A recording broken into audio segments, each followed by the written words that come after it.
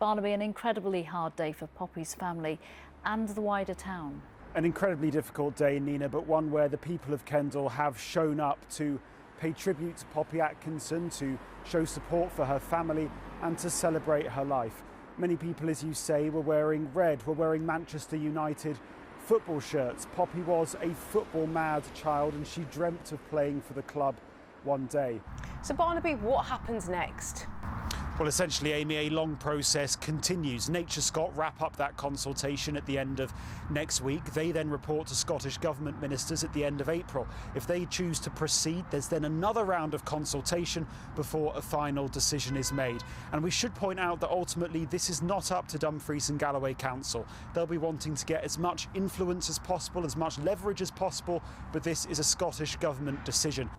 Well, police arrested a 40-year-old man from Lancaster on suspicion of causing death by dangerous driving, and investigations are continuing to establish exactly what happened here, an incident which led to the death of a child described by her family as so special, somebody who was too good for this world.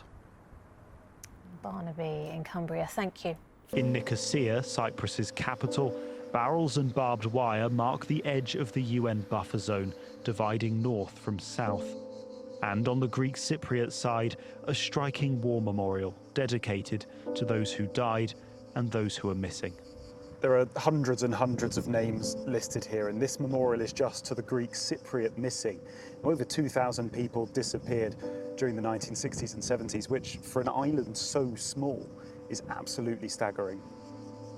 Barnaby Papadopulos has this exclusive report. 9 months on, the body of Michael and Kelly's father remains unburied.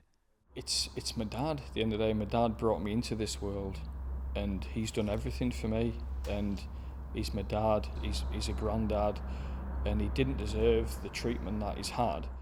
Bill Trotter died in July last year after being admitted to Cumbrian Infirmary in May with an infection in his toes. What followed, his children believe, was a catalogue of errors and a record of poor care, and they're demanding this be investigated.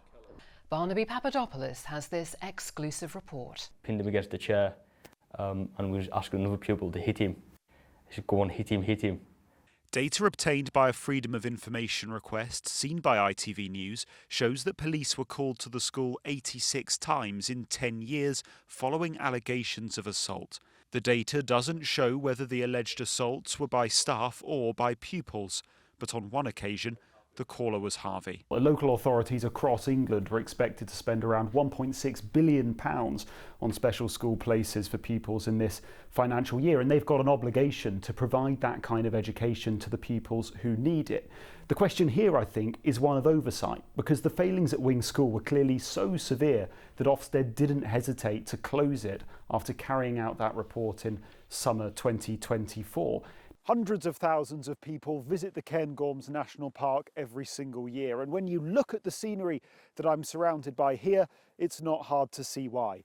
But there are some locals who feel that the number of visitors have just become unmanageable. So this is the main thoroughfare coming through Aviemore, and this gets to saturation point, especially in the school summer holidays are especially bad for it. There will be no parking. Launching his campaign last week, the First Minister said he wanted to unite the country to protect the NHS. But today he admitted that waiting lists in the south of Scotland were too high. First Minister, we've got orthopaedic patients in Dumfries and Galloway on waiting lists of up to 18 months. That's not a record of success on the NHS, is it? Polling day is almost upon us, and these 16 and 17-year-olds won't get a vote this time round. But it's a ballot which is already shaping their future politics, their future priorities, and they want to have their say.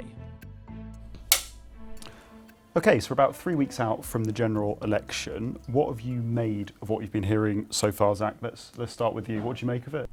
They like to make promises that sound good at the time, but then maybe they haven't done the numbers, or they don't know if they can actually carry through. Well, joining me now is the poet, broadcaster, songwriter. I mean, there's nothing you don't do. It's Pam Ayres. Pam, you've got a new book coming out in October. Yes, I have, and that's why I'm here at Wigtown. This is my new book. It's called Doggedly Onward, and it's all my poems from the time I first started to write poems to perform Yeah, except I've dropped one or two that are horribly dated, but basically it's all of them, Barnaby, yeah. And Doggedly Onward, just talk me through that title. It's a bit loaded, isn't it? Well, it describes how I've gone about my career, really. In pigeon English, there are no better trained birds. Tommy was carrying information about the location of a German munitions dump. That intelligence allowed Allied forces to bomb it, and the Cumbrian pigeon was awarded the PDSA Dickin Medal, the animal equivalent of the Victoria Cross, in 1946. Tommy contributed significantly to the war effort. That's astonishing. Davy might be leaving his Dalek behind, but his passion for all things Whovian isn't going anywhere.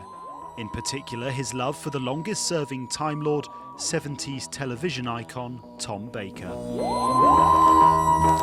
Would anybody like a jelly baby? Barnaby Papadopulos, ITV News, Dumfries.